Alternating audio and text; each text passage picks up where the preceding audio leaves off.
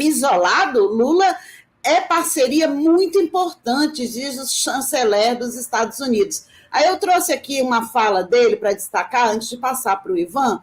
Olha só o que ele falou. Os Estados Unidos e o Brasil estão fazendo coisas muito importantes juntos. Estamos trabalhando juntos bilateralmente, regionalmente, mundialmente. É uma parceria muito importante e somos gratos pela sua amizade. Ele também ficou muito tocado com a abertura do presidente Lula de recebê-lo, porque não é comum, né, gente? Ele veio para o G20, daqui a pouco eu vou trazer mais informações sobre esse encontro no Rio de Janeiro, mas ele abriu realmente, Estados Unidos é um parceiro importante, né? Assim como ele encontrou o Wang Yi, algumas semanas, né, que esteve aqui, o chanceler chinês, ele agora recebe da mesma forma, que é a nossa diplomacia ativa e altiva, não é isso, Ivanzinho?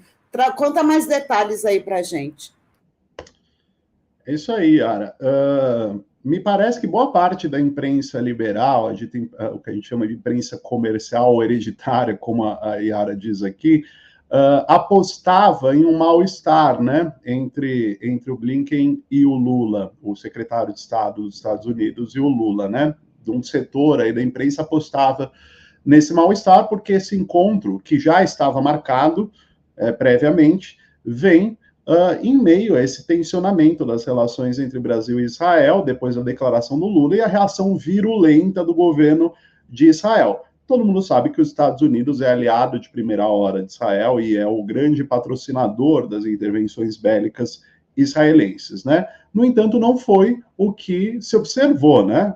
Basta olhar essa foto aí, veja a expressão de Blinken, de Lula, que expressão, né, de conversa dura, né? Não, pelo contrário. Então, os dois muito sorridentes, foi uma conversa, ao menos nas palavras deles, muito amigável, né? E vem num momento em que o Brasil, em que a imprensa brasileira e parte da direita brasileira tenta colocar o Lula num lugar de isolamento, né? E isso prova que não está. Claro que já estava marcado, mas se houvesse qualquer tipo de tensionamento com relação aos Estados Unidos após a fala do Lula, se houvesse algum início de crise diplomática ou algo do gênero, não seria esse o tom da conversa, não seriam essas as expressões, não seriam essas as declarações após o encontro. Então, Lula, ele é um líder que consegue fazer uma fala que chama a atenção do mundo inteiro e 3 dias depois liderar uma reunião dos G20 em seu país, né? Não é qualquer coisa. O Lula tem esse peso e o mundo sabe disso. E não é à toa que isso incomodou tanto o Estado de Israel, porque aconteça o que acontecer, o Lula deixou essa marquinha ali para Israel, entendeu? Deixou essa marca bem colocada e que as pessoas não vão se esquecer.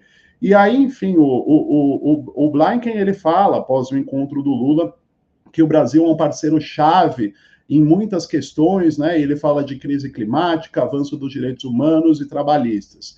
E como a gente falou aqui, ele vai participar junto com o Lula, junto com outros chanceleres, representantes de todos os países do G20, nessa reunião no Rio de Janeiro, que vai acontecer entre hoje e amanhã. E nenhuma declaração pública, a fala do Lula sobre Israel, sobre o massacre em Gaza, esteve presente, né? Ou seja, o Lula mostrou que a sua fala é respeitada, muita gente prefere não utilizar esses termos, não ir para cima como o Lula foi, mas se estivesse errado, o Lula estaria sendo apedrejado por líderes da Europa, pelos Estados Unidos, por todo mundo. No entanto, só quem está se levantando contra essa declaração do Lula é o próprio Estado de Israel. E aqui no Brasil, parte da imprensa extrema-direita, bolsonarista, algumas entidades ligadas ao mundo judaico, mas do resto do mundo não há condenação dessa fala do Lula, porque todos consentem com isso que o Lula fala. Yara, só um comentário sobre o que o Ivan falou.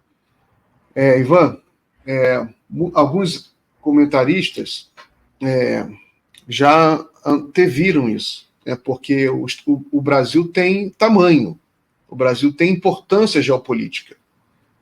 Então, os Estados Unidos, apesar dos problemas imensos que ele tem, inclusive o envolvimento com Israel, né, o principal patrocinador de Israel, os Estados Unidos não rasga dinheiro, né?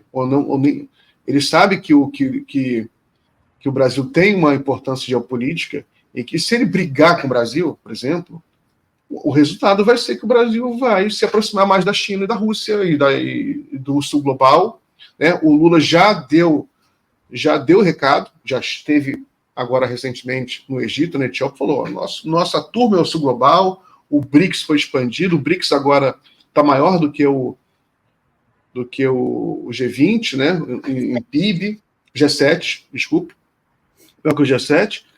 Então, os Estados Unidos não tem para onde correr. Ele tem que ficar amigo do Brasil, porque eles podem imprimir dólar, né, eles têm essa vantagem de imprimir dólar, só que eles precisam também vender.